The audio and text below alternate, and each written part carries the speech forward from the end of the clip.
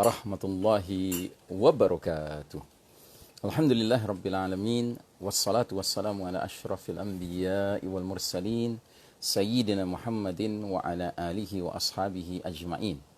Faqala Allah ta'ala fi kitabihil karim, ba'da a'udzu billahi minasyaitonir rajim, ya ayyuhalladzina amanu taqullaha haqqa tuqatih wa la tamutunna illa wa antum muslimun.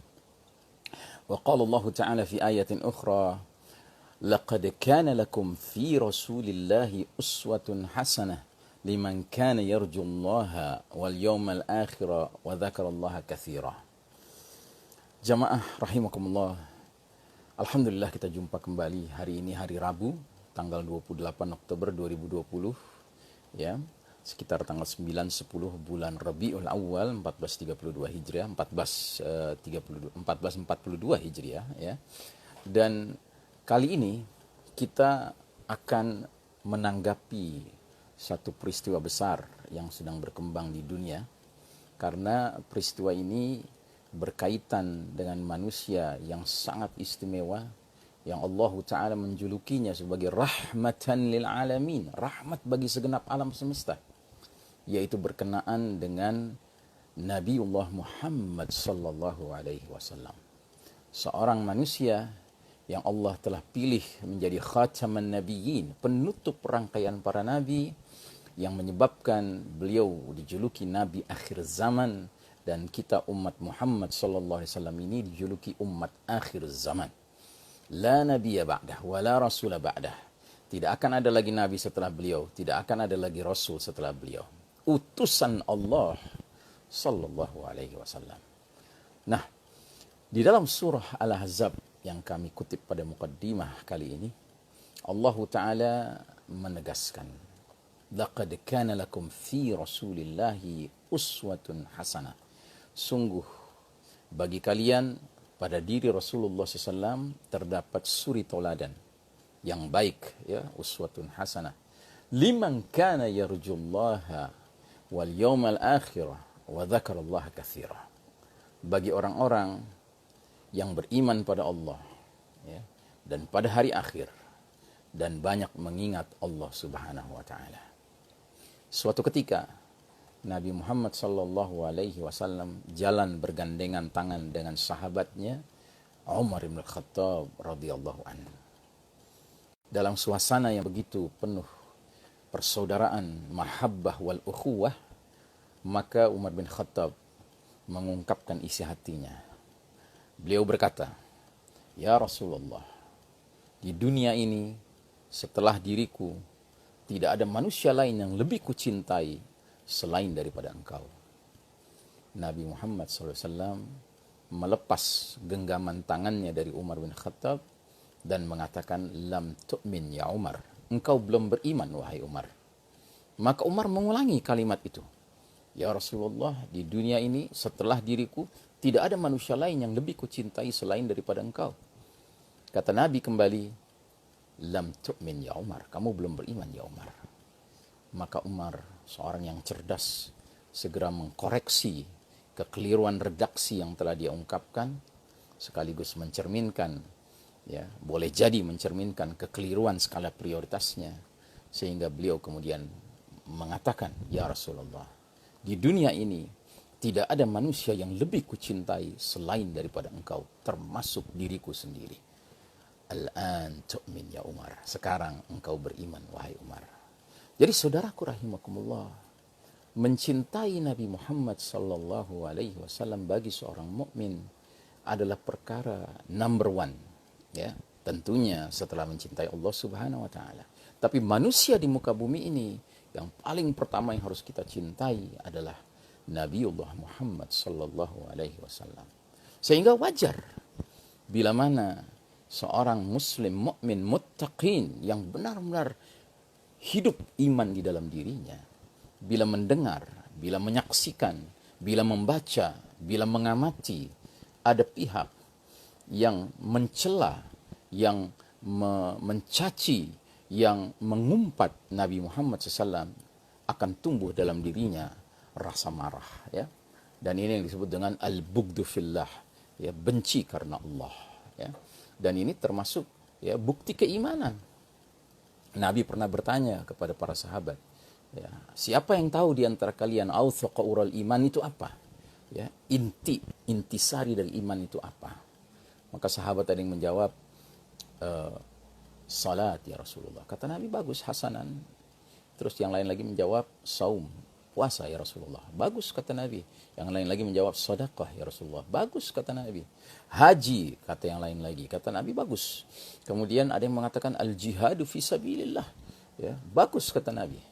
Akhirnya Nabi sendiri yang kemudian menjelaskan, inna awthaqa ural iman an tuhibba fillahi wa tubghidha fillah. Sesungguhnya intisari dari keimanan adalah engkau cinta karena Allah dan engkau benci karena Allah. Jadi saudaraku rahimakumullah, sesungguhnya apa yang terjadi, yang sekarang timbul kehebohan, yaitu di Perancis, seorang pemuda, seorang pelajar berusia remaja, ya, dia melakukan pembunuhan terhadap guru sejarahnya, seorang Perancis, yang di dalam mengajarkan, ya, di kelas, ya, dia dengan dalih ingin mengajarkan salah satu nilai-nilai sejarah Perancis, yaitu freedom of speech, freedom of expression, ya, kebebasan berbicara dan kebebasan mengungkapkan isi hati. Dia mencontohkan, ya, dengan memperlihatkan tabloid, ya, Charlie Hebdo, ya, yang jelas-jelas di situ, ya, membuat karikatur menghina Nabi kita Muhammad sallallahu alaihi wasallam. Nah, si pelajar ini, ya, tanpa bertanya kepada siapapun, tapi karena dari kecintaannya kepada Rasulullah, dia tidak pakai berkonsultasi, bertanya pada siapapun, dia langsung saja melakukan sebuah aksi, yaitu membunuh sang guru sejarah itu. Dan kemudian ia pun akhirnya menjadi buronan polisi, dan sudah barang tentu dalam hal ini pihak pemerintahan sekuler kafir Perancis memandang ini sebagai tindak terorisme, membunuh seorang guru, ya, maka mereka memperlakukan si pemuda ini, si pelajar ini, si remaja ini seolah seorang teroris, ya, tanpa perlu diadili, ya, sehingga langsung dia ditembak mati, ya, dan diberondong tentunya. Bukan tembakan sekali, tapi beberapa kali. Ya, tentunya dari sudut kita, orang-orang beriman, insya Allah pemuda ini mendapatkan apa yang dia cita-citakan, yaitu asyhadah, ya, al-maut fi sabilillah, ya, mati di jalan Allah, yaitu mati syahid. Dan insya Allah dia berada di dalam rahmat Allah saat ini. Bahkan dia berjumpa dengan Nabi Muhammad SAW, manusia yang telah dia bela kehormatannya, izzahnya di hadapan orang-orang kafir. Nah, jadi saudaraku rahimakumullah, sesungguhnya apa yang terjadi ini sepanjang sejarah Islam banyak contoh-contohnya, termasuk di zaman Nabi Muhammad SAW juga ada contohnya. Karenanya ada sebuah buku yang dikarang oleh Ibn Taymiyah, ya, rahimahullah, yang berjudul, ya, As-Sarimul Maslul ala man syatamar Rasul, ya. Jadi pedang yang terhunus bagi siapa saja yang mencaci Rasul, ya. Nah, di dalam buku ini disebutkan kisah-kisah, peristiwa-peristiwa di zaman Nabi, ya, di mana, ya, kaum muslimin, mukminin, sahabat, ya, membunuh orang-orang yang telah mencaci, yang telah mencela, yang telah menghujat Nabi Muhammad SAW, ya. Ada yang melalui puisi-puisinya, syair-syairnya, ya, mereka menghujat, mencela, mencaci Nabi, menghina Nabi SAW. Maka orang-orang ini mereka, ya, dibunuh oleh orang-orang beriman. Ada yang dibunuhnya sebelumnya memberitahu kepada Nabi, ada yang dibunuhnya tanpa pemberitahuan kepada Nabi terlebih dahulu.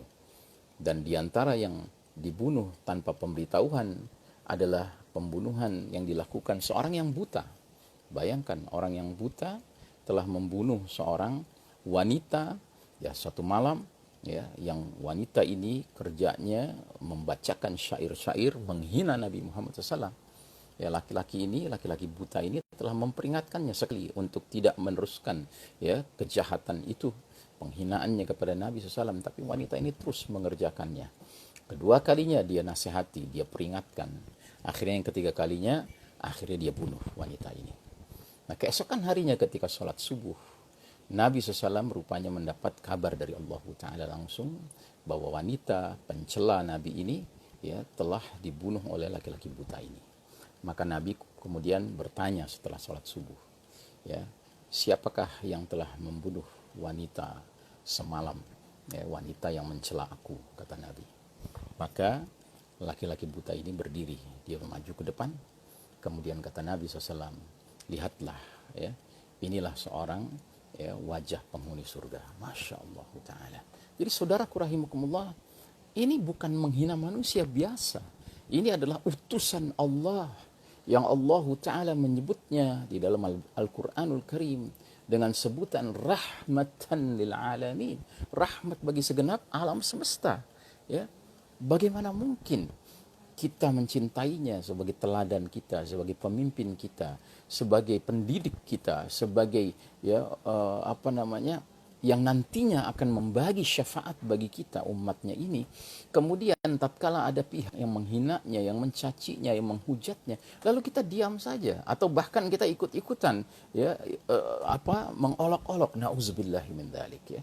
Karenanya saudaraku rahimakumullah, ada lagi kisah lain di zaman Nabi yang menimpa seorang tokoh, ya, terkemuka dari kaum Yahudi Madinah, dalam hal ini dari Bani Nadir, bernama Ka'ab ibnul Ashraf, ya.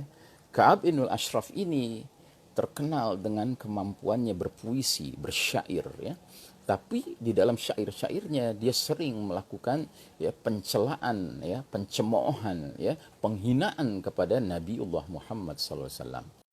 Nah, Al-Kisah setelah perang Badar, di mana kaum muslimin mendapatkan pertolongan dan kemenangan dari Allah Ta'ala mengalahkan kaum musyrikin Quraisy, rupanya Ka'ab ibnul Ashraf ini turut merasakan kesedihan karena dia sesungguhnya benci dengan kemenangan kaum muslimin. Maka dia pergi ke Mekah, kemudian dia bakar semangat orang-orang musyrikin Quraisy, ya kan, untuk melakukan balas dendam. Ya, dan dia juga ikut mencela Nabi di dalam ucapan-ucapannya di hadapan kaum musyrikin Quraisy. Dia mencela kaum mukminin, ya, dia mencela agama Islam sambil dia meninggikan, dia seolah-olah berpihak kepada agama kaum musyrikin. Bayangkan orang Yahudi berpihak kepada agama kaum musyrikin. Maka kabar ini sampai kepada Nabi. Lalu Nabi pun bertanya dalam satu majelis di hadapan para sahabat, ya, siapa yang ingin mengurus Ka'ab ibn al-Ashraf untukku? Maka berdirilah seorang sahabat bernama Muhammad ibn al-Maslamah, seorang Ansari, seorang sahabat Madinah dari kaum Aus, ya. Dia mengatakan, aku bersedia ya Rasulullah, ya. Kemudian dia bertanya lagi, apakah yang kau inginkan adalah aku membunuhnya? Kata Nabi, na'am, benar. Maka Muhammad bin Maslamah mengatur satu strategi yang cukup rumit, ya, karena awal mulanya dia bingung bagaimana caranya dia bisa melakukan eksekusi itu, karena Ka'ab ini seorang bangsawan, seorang tokoh Yahudi yang tinggal di sebuah benteng kokoh dari Banu Nadir, ya, di Madinah. Tetapi alhamdulillah Allah berikan dia jalan bersama beberapa sahabatnya orang-orang Aus, ya, dari Madinah, ya, dia berhasil membunuh, ya, Ka'ab ibn al-Ashraf di suatu malam, ya.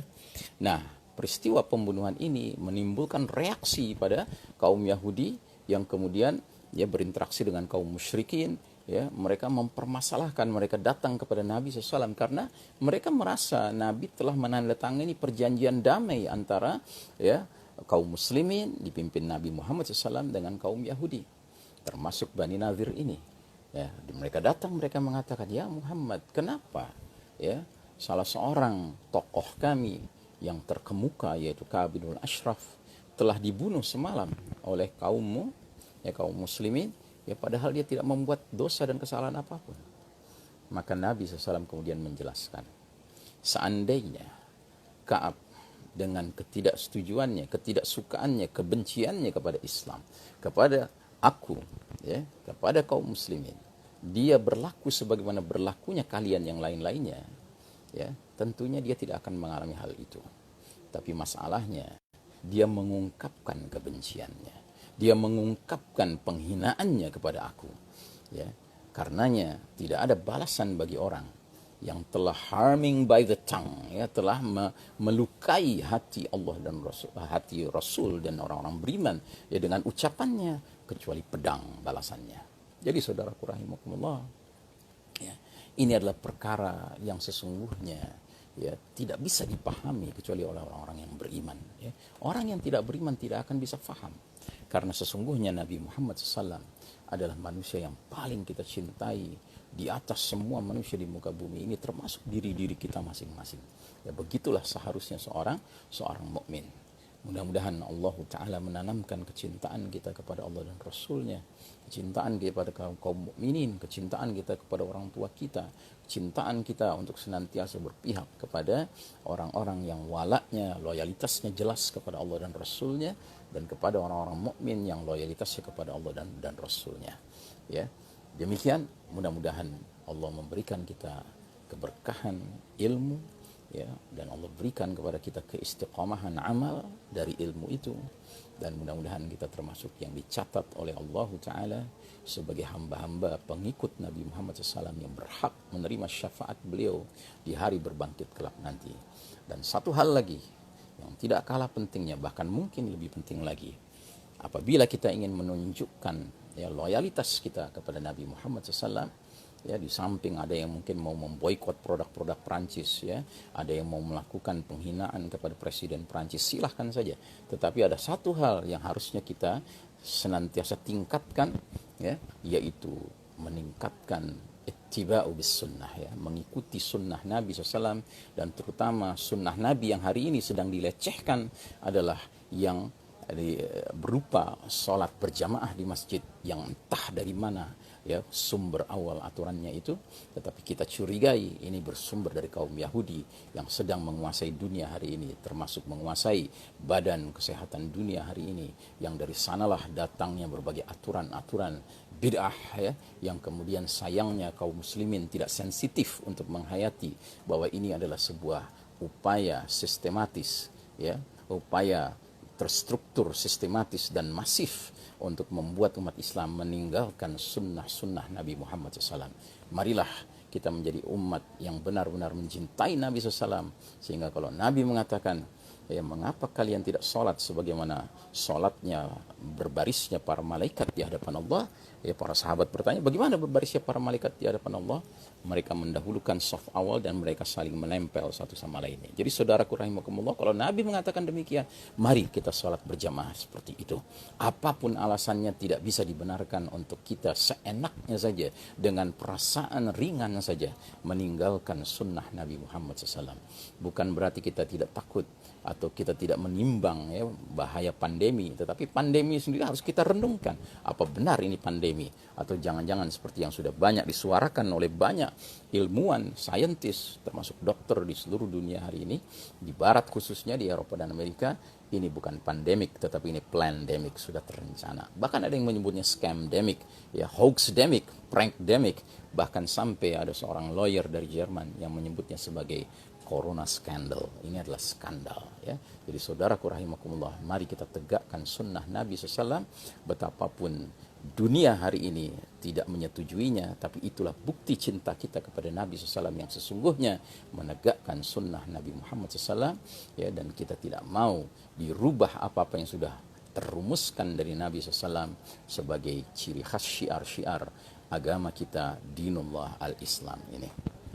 Sallallahu ala nabiyyina Muhammadin wa ala alihi wa sahbihi wasallim tasliman, walhamdulillahi rabbil alamin, wassalamu alaikum warahmatullahi wabarakatuh.